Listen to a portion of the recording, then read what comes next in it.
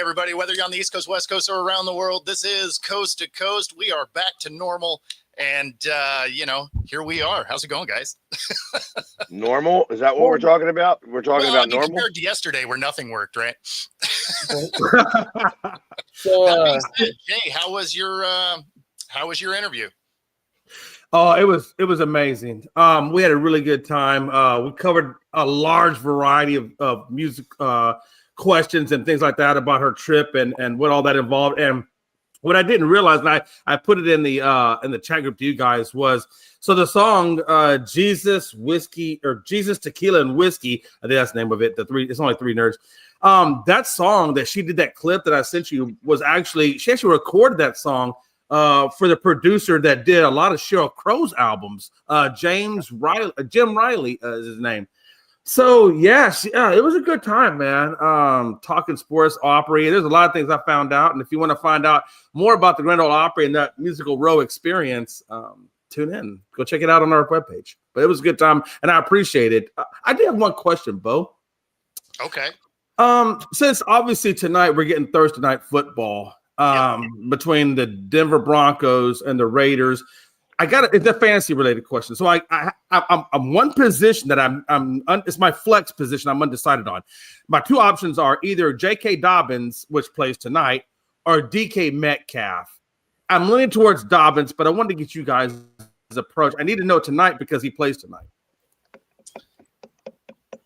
I would take Dobbins. Me too. Only because Metcalf is hit or miss, and because he was hit last game, I think he'd be missed this game.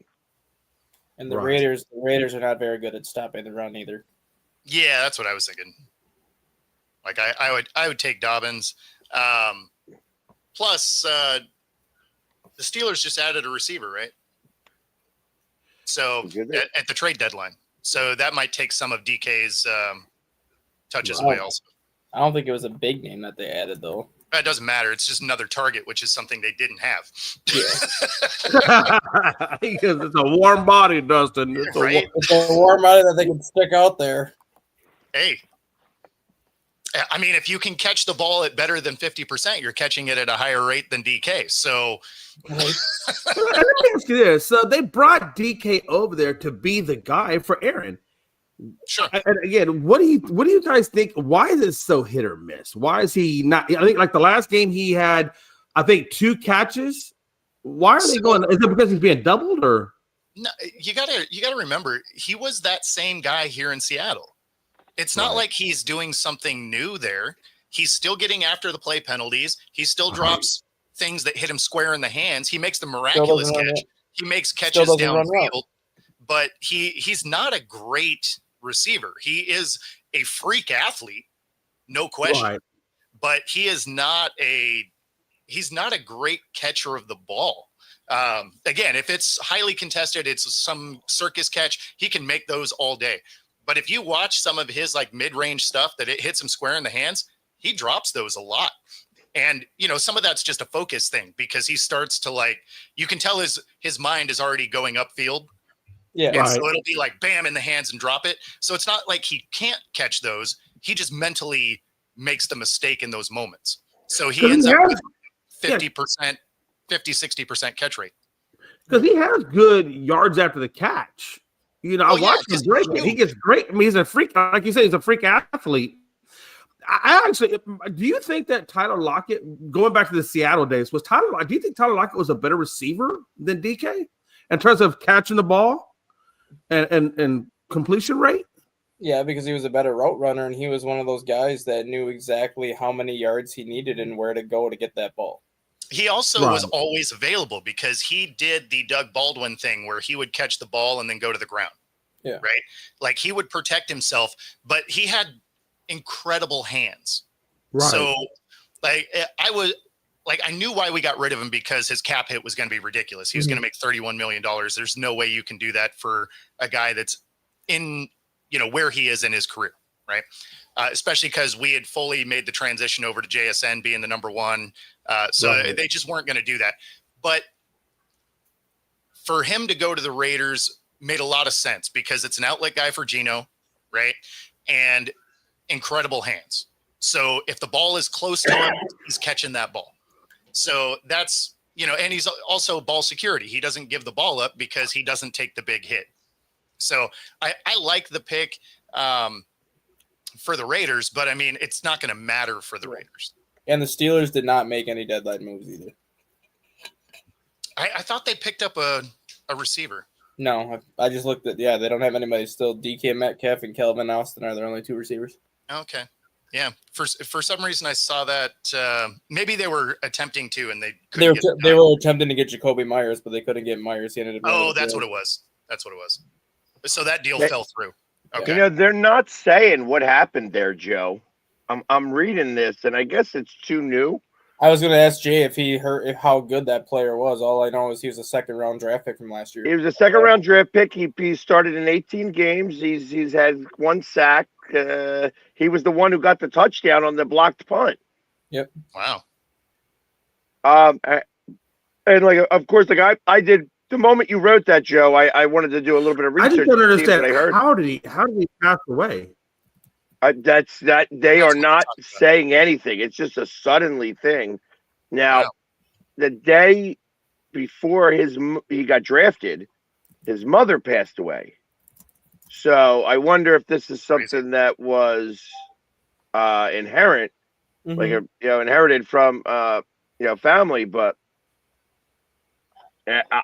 just very I guess it's they made the announcement. And it's getting picked up, it's literally getting picked up. That's as fresh as it comes. That's like breaking news almost here. But it just says Cowboys defensive end Marshawn Nealon dies suddenly at age 24. That sounds like a brain aneurysm. Or a fat clot or a blood clot or something of that nature.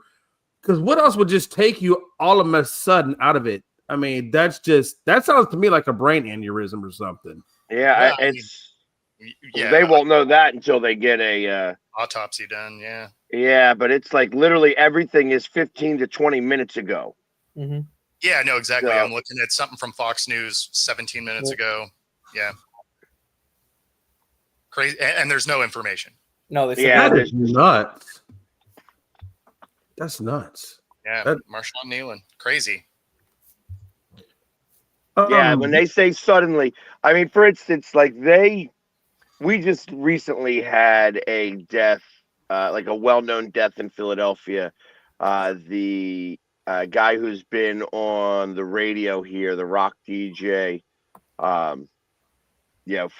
I think for 45 years, passed away. They are not going to give any circumstances on him because even though he was well known here, there's no need to say, oh, what did he die from? Oh, who cares? He's not here anymore, unfortunately, and that's that. Pierre Robert. Yeah, so as like you said, he passed on, and I knew him. I've known him. We've met a few times. I have a number of pictures with him. He was a mainstay in Philadelphia for a long time. That being said, you can almost surmise some of the things that may have caused his death.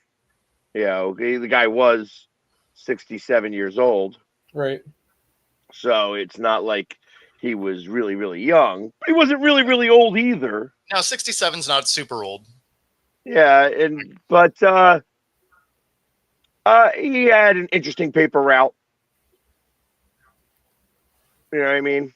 So it's he was 67 going on 40. Oh, okay.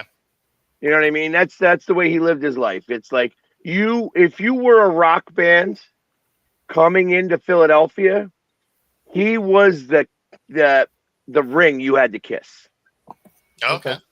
You know what I mean? That's just the way that worked, so and it's funny to sound that way, about that, because I never really looked at him in that regards, but after seeing the entire outpouring, I mean, obviously the guy was well loved because when you're on the radio for 45 years, there's a reason for that.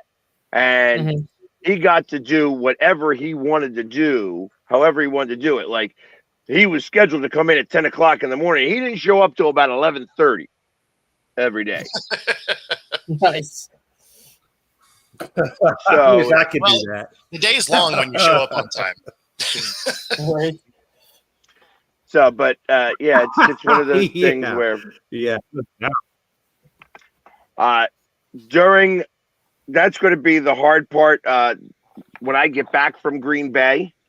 That week is the Camp Out for Hunger, where I attend every day, and our show being at 10 o'clock means that I will not be making it any one of those days that week once I get back home.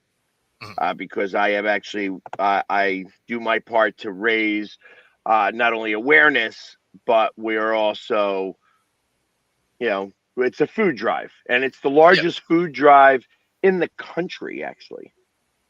That's And awesome. That's awesome. I take part of that every year. I think I actually did it last year from there, a couple of days. Okay. Where I was just doing the podcast there at noon, and I was doing it from the Camp Out for Hunger studio. This is going to be the first year where I'm missing a couple days because I'm going to be in Green Bay, and it's hard to be in Green Bay and Philly at the same time. That is a difficult feat. So, hey, and I guess I got a question for Dustin. What do we know about the Drift In? The Drift In? Yep. Sounds awesome. You and Bedbugs are going to be awesome. No. I'm about to say the same thing. This is a bar. Yeah, the Drift, not a hotel. The Drift In is really good. They're very well known for their chili. Like, they have amazing chili that you can get at the bar, and then they do have some very good burgers. But if you're going to the Drift In and you're like an out of towner like you want to go for the chili. That's what you want to go for. That's what I was told to do, and actually, that was recommended by AJ Dillon. Yep, you want to go. They have like it's one batch of chili that they have, but they can spice it up in different ways just because every person like does spice differently. So it's not like one standard batch where it's one spice for everybody. Like, they have the batch of chili they make, but then they can add like different spices to it. So yeah, if you're going to the Drift In. Is that where you're going when you get into town on Saturday, or? I think so. Yeah, you want the chili. Yeah, they Sunday is probably going to be really busy for us, and I did hear it's going to get cold. Yep. But it's not going to be super. It's not going to be like 8 degrees. It's going to be 28 degrees. Yeah. So. Yeah, if you get the chili with the white cheese curds. That's what I was told, to get the cheese curds there too. That they are better. They are better there than at Culver's. Yep. And that it's very squeaky cheese curds. Well, I mean, when you say that, Culver's is like a generic chain, though. I don't ever go to a generic chain for food. He's just honestly making fun because you Google everything. So he's just like, "Oh, are you doing the Google?"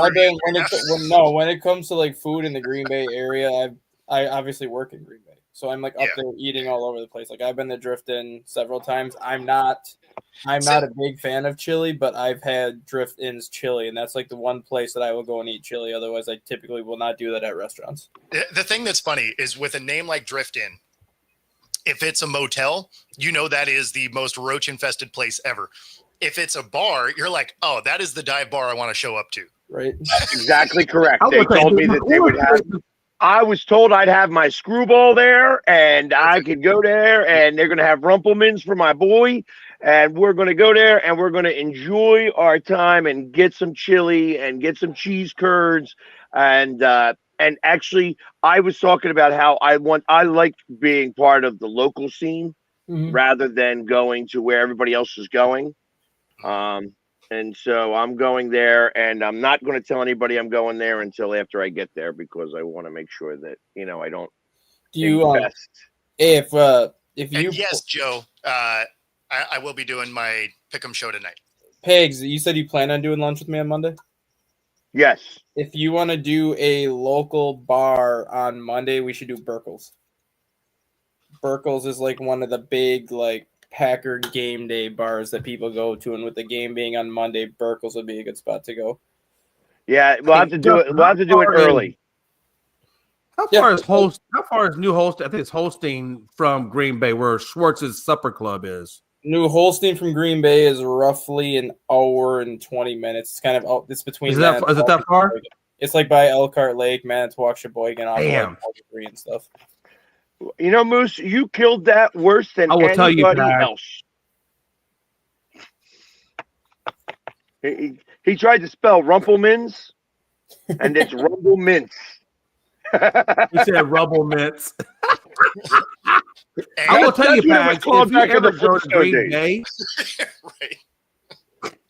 if you ever go to Green Bay and you have some time to actually do something there, I was telling you, go to Schwartz's Supper Club. That is the most iconically best prime rib joint you could ever go to in your freaking life. And the coolest thing about it, when you go in, you check in at the little maitre d's desk, and they ask you for your name, and you can make up any name you want. I mean, they have all kinds of crazy names. You'll hear all kinds of crazy stuff.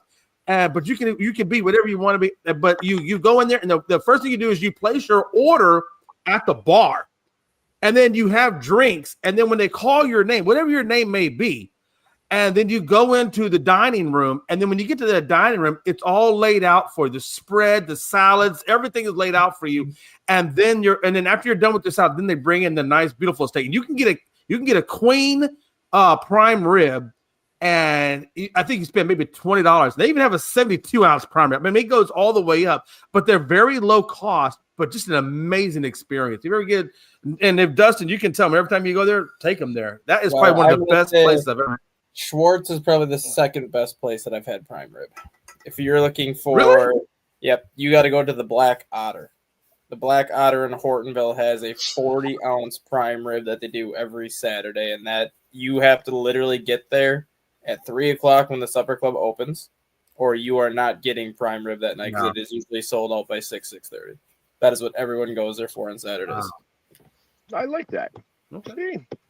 All the spots for you to check out. And Hortonville's like 40 minutes from Green Bay. You literally just get on the side highway, and you just take the side highway, which is like a country road highway on the backside of Green Bay. You can just take that right into Hortonville to go to the Black Otter. Hey, everybody's got spelling problems today, but yes, I agree. It's I like when we talk about food because I eat. Hey, you know what? And the one thing I do love about up north is it's coast to coast. You got to send the show money. Let's do this. Exactly. Hey, so far we got Coast to Coast and Rubble Mints. I mean, I'm just saying, George Bush, No Child Left Behind, you are kicking ass this morning. And yes, Moose, we are taking teams now. So if you want to pick your pick, go right ahead, as I am going to be taking the. Oh damn! I guess it's that time. I'll take the Bills this week over the Dolphins. I was looking at that myself. Let me see. Who am I not taking yet? I'm trying to remember all the teams I have taken to remember which ones I haven't. Yeah, well, I can check. That's why I'm checking for Dustin to see if he's actually had the Bills at one point. I don't think that he has. I think Dustin probably has. I think he's trying to cheat. I was going to take the Bills earlier in the year, but then Pegs made a good point where you don't want to take a lot of the good teams early in the year because then you can shoot yourself in the foot late. So I saved the Bills, and I'm taking the Bills this week. I'm going to take the Panthers. The Panthers. Yeah, they play the Saints, and the Saints just punted half their team. So they did. They lost their number. I guess you could say 1A, 1B wide receiver, however you look at it. They don't have Rattler starting. That's a 5.5 point spread. Just had to let you know that. I know. Well, I mean, if any team's going to let me down, it'll be the Panthers, but they'll let you down. Gonna let you down. Hey, Pags, have I taken Detroit yet? I don't think I have. Have you taken Detroit? Everybody can pick. Everybody can pick. I got Joe in the Colts. Yeah. Hold on. Joe, I got to check you because you're Brad, you cannot bring drinks into Lambeau Field.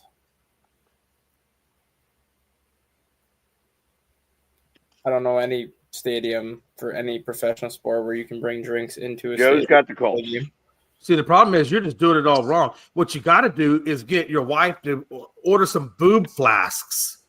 They're plastic and they're not detectable, and you just Your have them obsession on the with boob. those is hilarious. I'm telling you, you know how easy it is to get liquor into places with a boob flask. I'm just telling you, it's amazing. Have you got that new jacket? How about that new jacket that's all liquid? You fill it up with beer and then you're wearing it, and it's That'd be heavy. I just don't like warm drinks. So No, but if it's cold, then you have a cold jacket It's on. going to be in the 20s on Monday. So. yeah, in the 20s wouldn't be bad. But Yeah, it's the body heat. yeah. It's the body heat that even if it's cold outside, those drinks aren't going to be hard pass for me. But Yeah, I don't think I'm taking the Lions. If I haven't taken the Lions, put me down for the Lions. I think the Lions are going to beat the Commanders, especially with Jaden Daniels not there.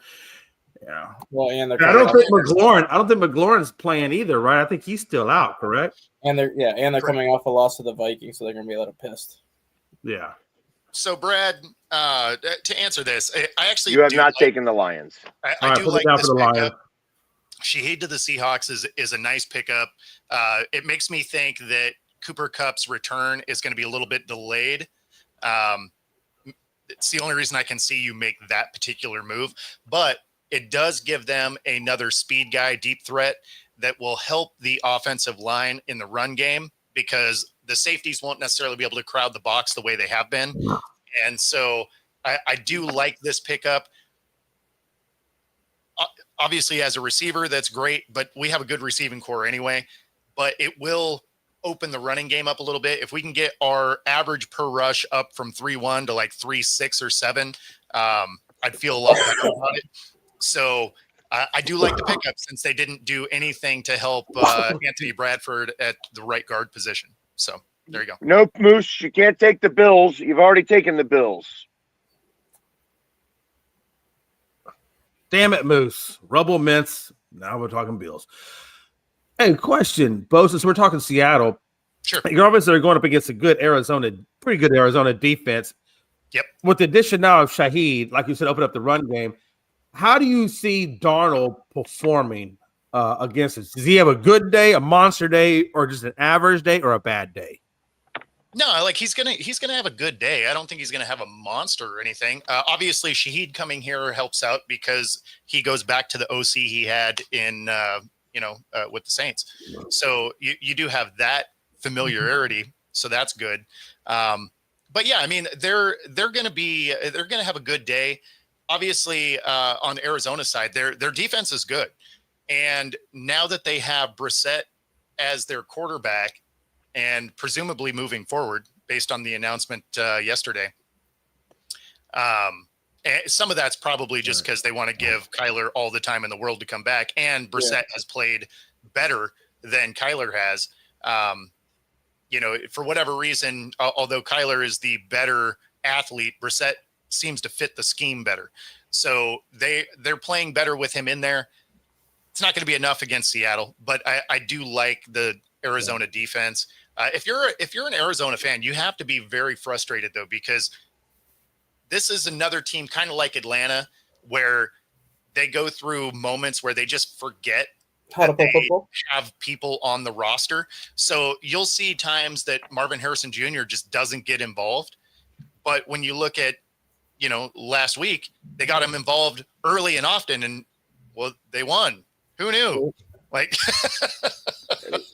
and that's the thing, right? I mean, so like that was the other.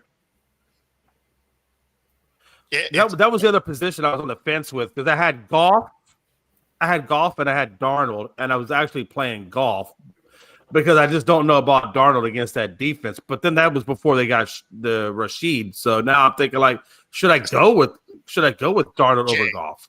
Jay, even if they didn't have Rashid, Darnold's been tearing it up all year, no matter who. JSN is leading the league in yards. Yeah, he leads the league in everything for receivers. Yeah. Like, he is the number one receiver, and that's with a bye week already done. Right. Like, it's not particularly close. So he's on pace to break Kelvin Johnson's single season record right now. Yeah, for yards. So you're saying that you're saying you would put in this particular game, you would put you would go with Darnold over. I'd be Goff. leaving Darnold in the rest of the year until he shows any signs of slowing down. I Yeah, would be going Goff at any point right now if you have Darnold on your team. Exactly. Like touchdown to interception ratio has been good. Yards per game's been good. Like I don't. Right. Whether you're a Darnold fan or not, I mean, you guys are quietly. it Just doesn't so matter. that you guys know, I am letting you know that I am taking the Cleveland Browns this week. That was the other game I was looking Yes. at because of who they play, and I'm like, if there's a week, Who do the Browns play? They have the Jets, who also punted half their team. Yeah. Well, you know what? And it still makes me think that the Jets win that game. Just on principle. I think that they screw it up. Not only did they get rid of all their team and could have the first pick and the last pick and all this other stuff, they won't get the first pick because they screwed it up. They win games now. But I don't think that I think the Browns win. So The Browns should win. Like any team at this point should beat the Titans, the Saints, and the Jets because they have all clearly punted on the season. They were sellers at the deadline. Like they're not trying to win more games. They'll probably still accidentally win one because it'll be a trap game that somebody overlooks. But I did, Donna. You got the Pats. yeah, exactly. It's a trap game. I didn't see your pick, Brad. Did you pick the Eagles again, Brad? Because that's Every week. You picked the Eagles over the Packers. You picked the Eagles over the Packers? Yep. I figured because he picks the Eagles every week. Yeah, exactly.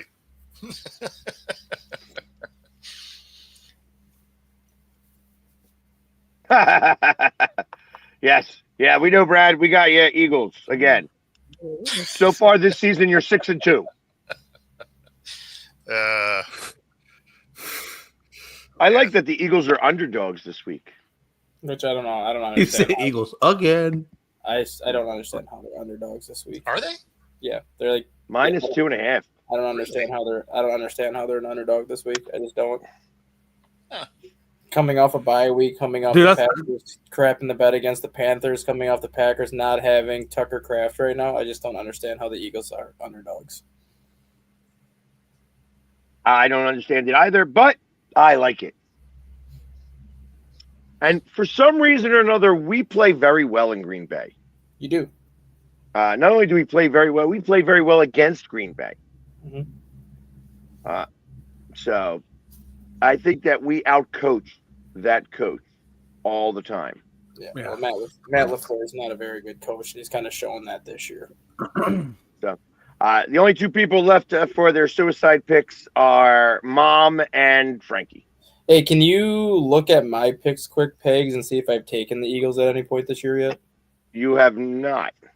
Okay. Oh, neither have I actually. That's just for future. Oh, reference. that's not true. You have week 7. Who did me? Yeah, Dustin. Okay.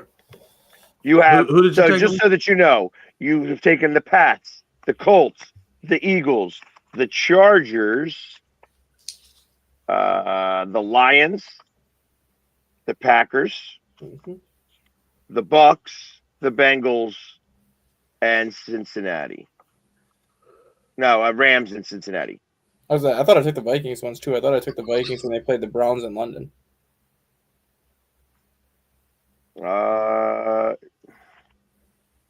You have not. Oh, okay. Well, all right. Not on anything that I see. So Okay. Oh, that's good. That's good. 9, 8, 7, 6, 5, 4. Yeah, they're home, but 3.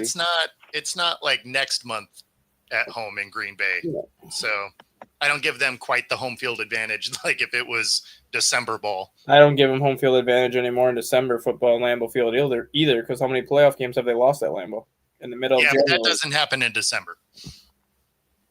They lost. I mean, they are not the same team they used to be when cold weather comes to Lambeau Field. Like it's not True. It's not the same team that it used to be when Brett Favre was here and Aaron Rodgers were here, where minus 20 or 25 degrees or colder in December, you're losing every single time you go to Lambeau. It's not like that anymore. I think it still shades their direction because everybody else plays in warmer spots. if anything, Brad, that's the reason why they are underdogs in this. I think that you may see Very little of Saquon Barkley. That you may see a lot more Tank and AJ Dillon.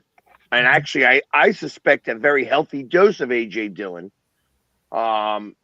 just because he's back home. Right. Yeah, so I'm excited. I'm excited to see how he plays. And hey, if he scores the touchdown, I hope he comes and gives me the ball. I want a ball. That's what I want. I want them to give me a football. I want to be the little kid that gets the football.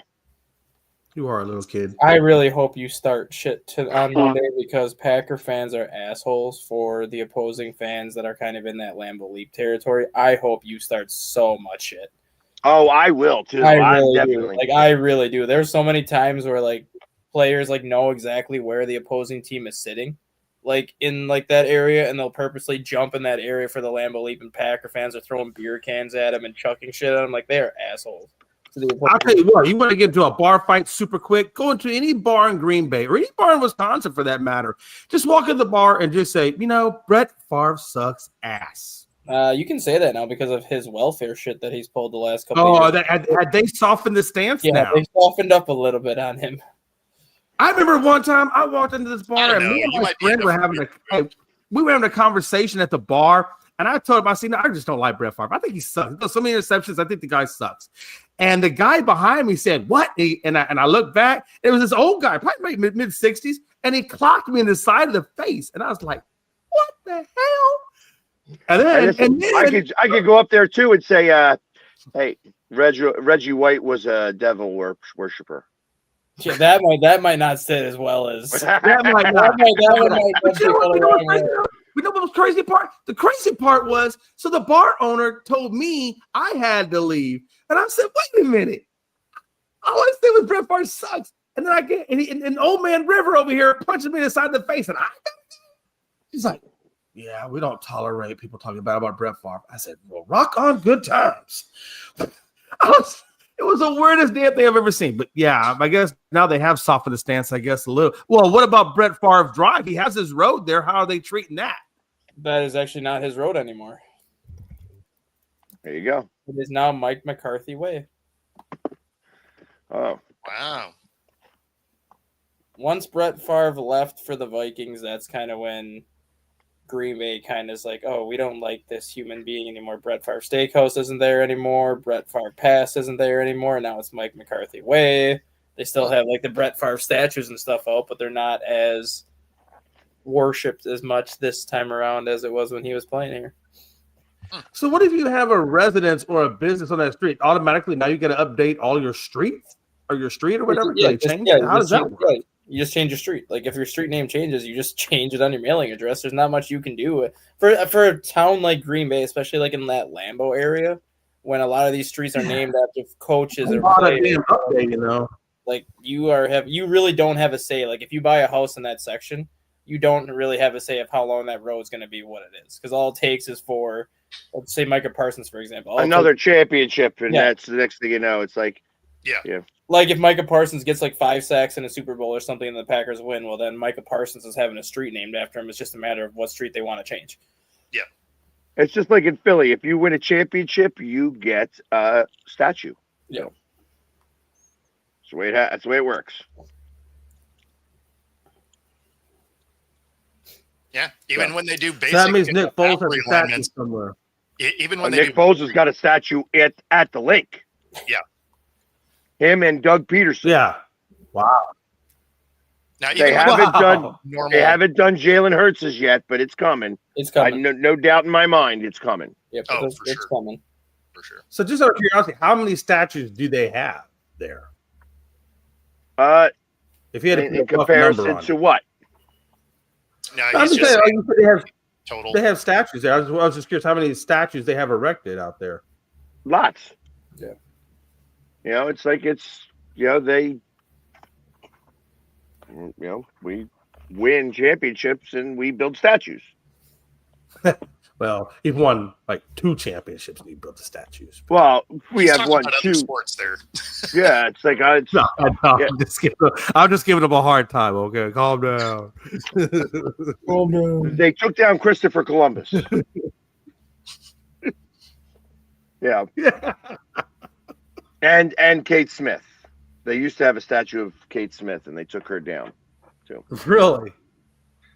That's interesting. So, yeah, I mean, they used to do, instead of singing the national anthem, they used to sing God Bless America at Flyers games. And Okay. so I don't know if anybody knows this, but there are 5 national anthems that could be sung in place of the 4 could be sung in place of the Star Spangled Banner. Yeah. Really? One is God Bless America. Yeah. So Kate Smith was always looked at as the lucky charm for the Flyers, and when she sung live, they would win. When they won the Stanley Cup, she came in to sing for them, so she was a big Flyers fan. Okay. She wound up getting knocked out during cancel culture. Those couple of years, the Yankees removed her statue, and then Comcast did it in turn for that. At that point, I wanted Kate Smith to go away. I didn't like the singing of it, like they were going to the welt way too much, and they started to lose a lot when they were doing that song. Yeah.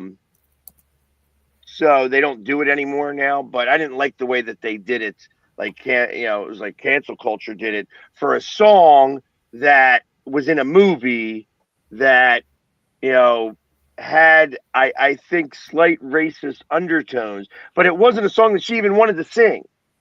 You know what I mean? So it was like, I mean, cancel culture was ridiculous. I mean, it still exists, but it's not as bad. But yeah, I mean, they canceled stuff that didn't matter.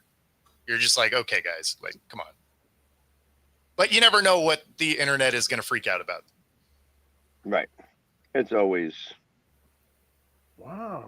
something. It is always something. It is always something. And then Rob had a question for you.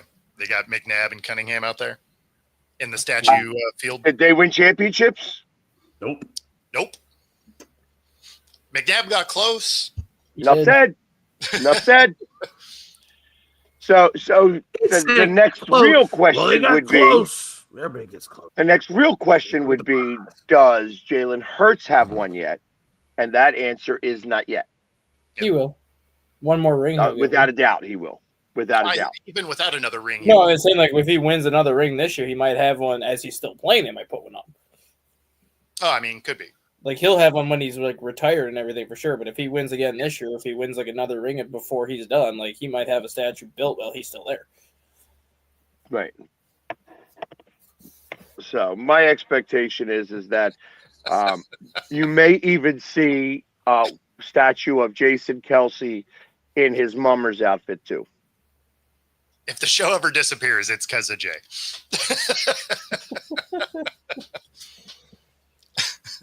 I like the Jay's catching strays today. You never know who it's going to be, but somebody's catching strays. What about BG? No, BG is, as much as he's a loved character, to try to do a statue. So they would never do a statue of the fumble, when he knocked the ball out of Brady's hands, because you'd have to put Brady in that statue. Right. Yeah. And you can't do BG just knocking the ball out arbitrarily to nothing. You can't just have this arm out of nowhere where he's blocking the ball out. So I don't think that he will ever have a statue. And that's that. So when they ban the tush push, they'll have a Jason Kelsey one of him doing the tush push.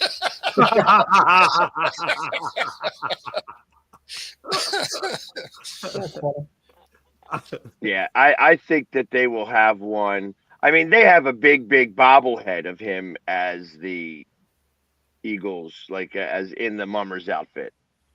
But I don't suggest that. I don't think that they'll ever like. They may make a statue of him at that point.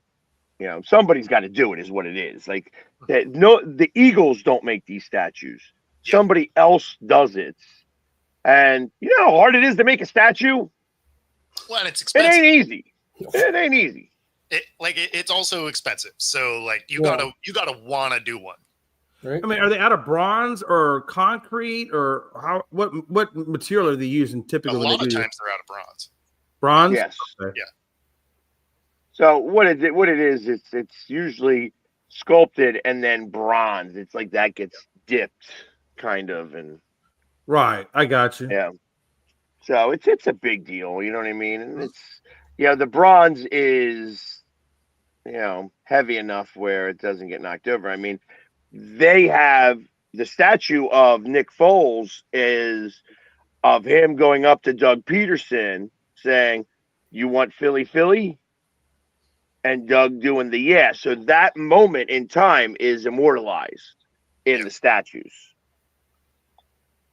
That is pretty cool. Yeah, that's pretty cool. All right. So, yeah, the Sixers had one. I don't know where that's even at right now. The Flyers had one for the Stanley Cup. That's out in front of Xfinity Live. They have one of Joe Frazier. So it's like, hey, listen, if you win, they got one of Rocky. He won a couple of championships here. That's what I wanted to go. I wanted to go see the Rocky statue. I was telling Melanie about that the other day. I said I wouldn't mind going to. Well, I want to go to Washington D.C. and Philadelphia. Kind of go back and revisit the stomping grounds. But I've never been to Philly. I lived in Washington D.C. for a few years, and that was cool. But I've never been to Philly. So that's one of my places I want to go see. And I think it's just because of the Rocky film and obviously the Liberty Bell film. I go see the Liberty Bell. Hey, listen, I go see the Liberty Bell. Don't listen to the story. Okay. I tell you, it's go there, take a picture with the Liberty Bell. You can wait in line. If you want to go listen to the story, in 45 minutes, they tell you it's big, it's gray, it's cracked. They fixed it, it cracked again. Yep. That's the story of the Liberty Bell. It's not anything much more special than that.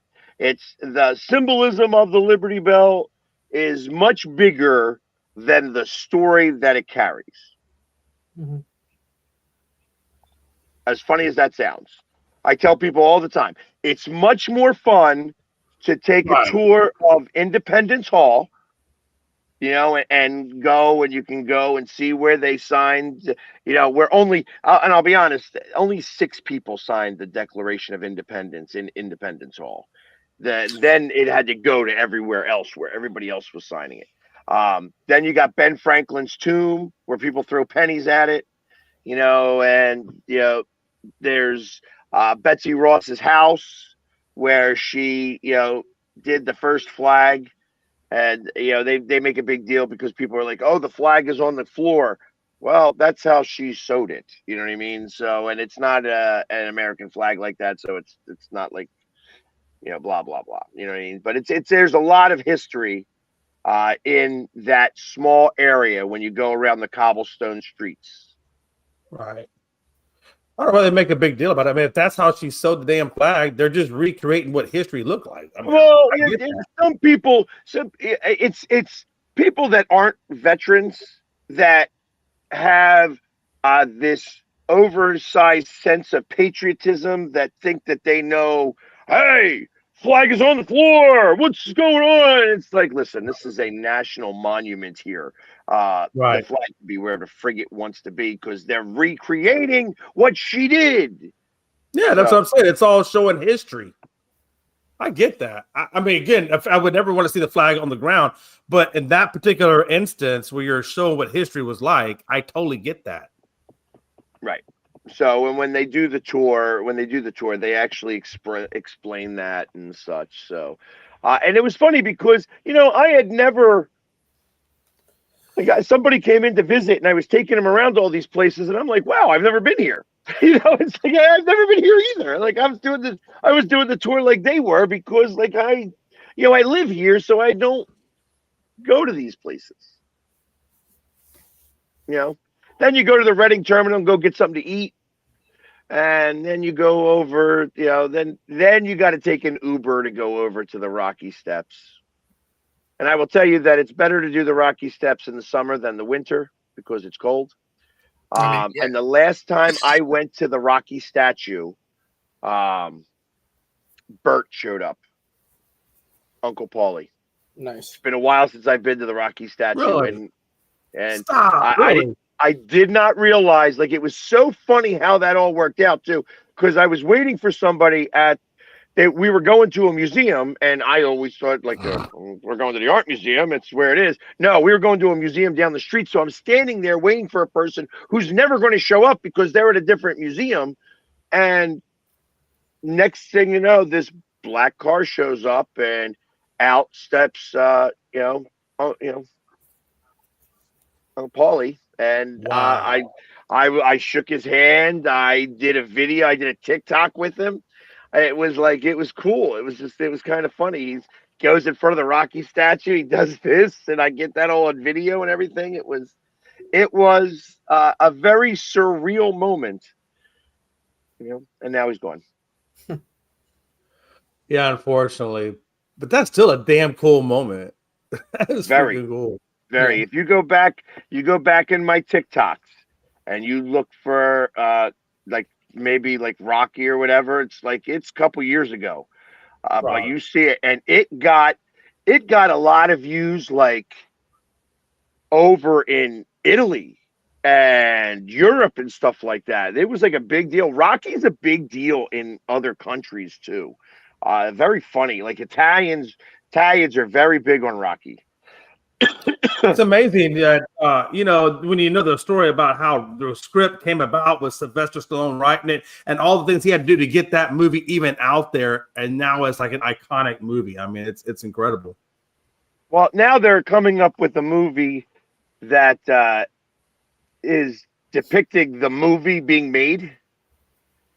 It's interesting how this is all coming out. Like it's like, all right, I get it, but I don't know.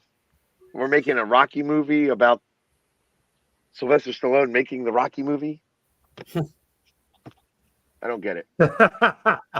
Hey, I guarantee you, no matter what, I promise you, that movie will still be better than when Sylvester Stallone playing a Rhinestone Cowboy with Dolly Parton. I will never forget that. That was like the worst thing I've ever seen Sylvester do. No. You have not seen the movie Stop or My Mom Will Shoot. Also a bad film. Very. That is also a bad film. Really? So the thing that's funny is them making the movie. That's worse than him in a rhinestone outfit? Yes. Yeah. No, like it was terrible. Them making a movie about him making that movie does make some sense though, because of the path he took to make that movie, right? All the things he overcame to do that, like him getting turned down in the script. Like I can see them doing it as like a docuseries or something. Like I could see that. Yeah, it's supposed to be like an actual movie though. So it's the movie of making the movie, which it is weird. It was going to be more like I thought it was going to be more like a 30 for 30 kind of thing.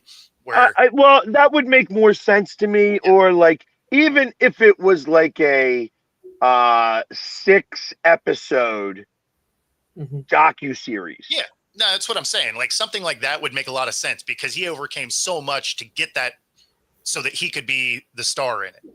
Right. And so like if they were going that angle, I would absolutely watch that because it's an interesting story.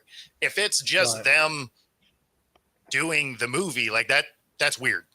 Right. Yeah, I think a docuseries would be much better for sure. Right. Yeah. But not for nothing, Sylvester Stallone's not going to be in this movie because obviously he was, looking a lot different back then. Like 50 years ago. Right. I wonder who they're going to cast to play Rocky. Well, you could look that up right now.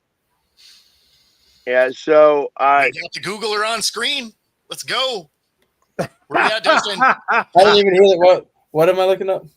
You got to at least pay attention when you're on the camera. Jeez, man. I'm reading stuff. Jeez. You got to stay engaged for a whole hour. See, no Told wonder you. Minnesota's bad. Bro, You I guys, told you you, guys man. can't focus for 60 whole minutes. Oh, I can focus. Bro, when he went to that 1970s floral range chair, I'm telling you, he shifted into a different version of Stat Guy. I don't recognize him. I call him Palpatine for a reason, and that white chair needs to come back. It's pissing me off. You just got to put a white towel over it. Fair enough. Yeah, no, he's just like his favorite team. He's good for about 45 minutes. I'm not even good for 45 minutes sometimes. I was giving you the benefit of the doubt. I wasn't. I won't even give myself the benefit of the doubt on that one. It's actually about 4 to 5 minutes, but whatever. Right.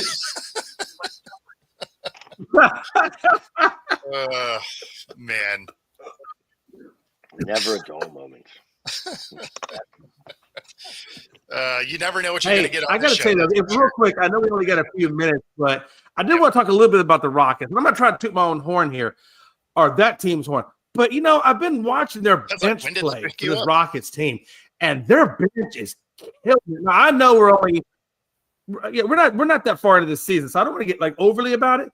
But man, they're averaging between 20 and 30 points just off that bench, Bo. If you look at the Latin Pags and Dustin, if you look at the last, it's crazy.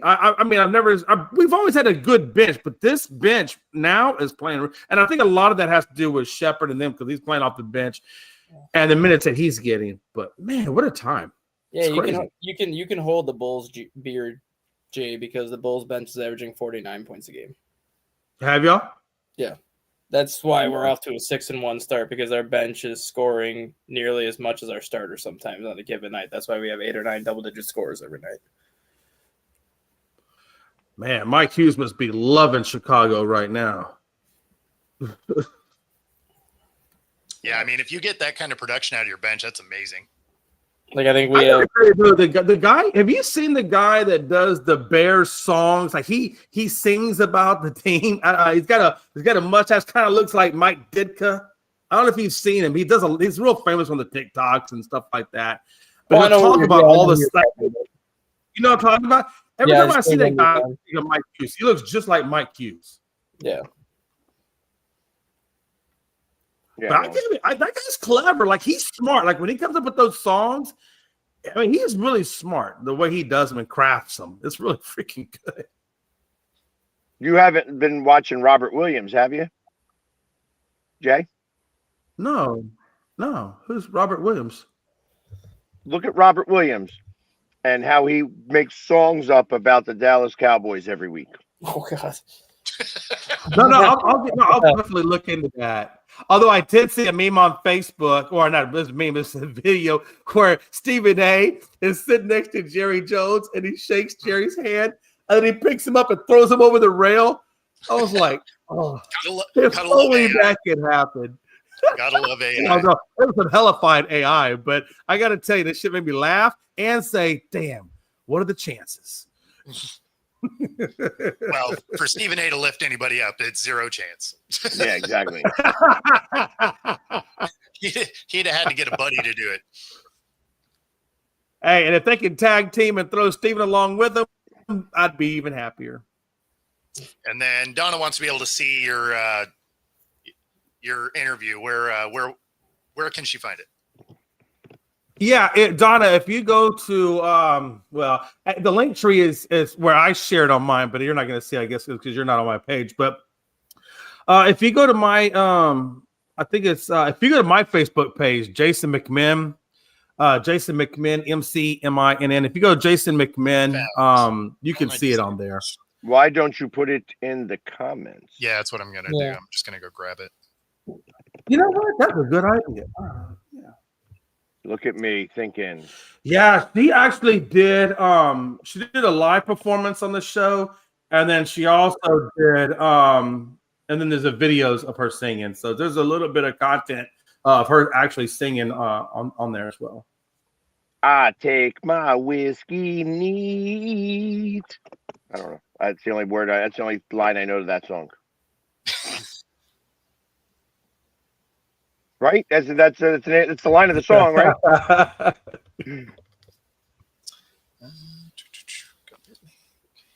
I only drink. Yeah. No, you're absolutely right.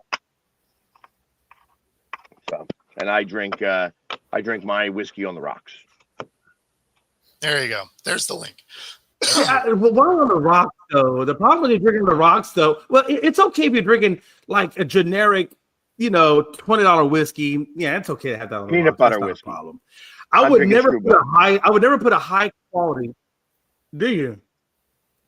Yeah, I'm not whiskey and scotch. Whiskey, scotch, and bourbon is lost on me. So I am not your target audience. Because it's just I give the respect to it by not drinking it because I know that I would ruin it.